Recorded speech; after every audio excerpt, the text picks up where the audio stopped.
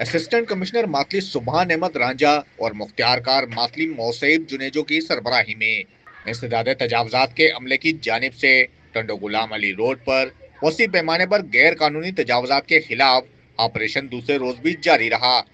کارروائی کے دوران سڑک کناروں پر قائم غیر قانونی تجاوزات، غیر مجاز تعمیرات اور ٹریفک میں رکاوٹ بننے والی ساختیں مکمل طور پر ہٹا دی گئیں۔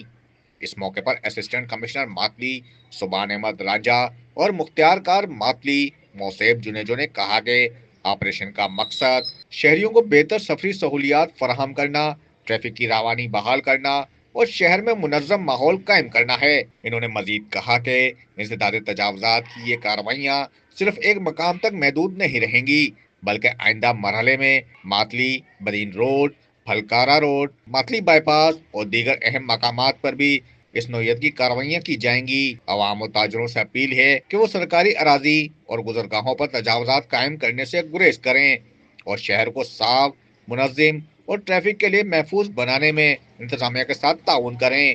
اس موقع پر D S P ماتلی Ghulam Farid جٹ اور ایس ایچ او ماتلی شمس الدین کھوکر بھی موجود تھے۔ دل مراد کمبو، بلان ڈیجیٹل، ماتلی۔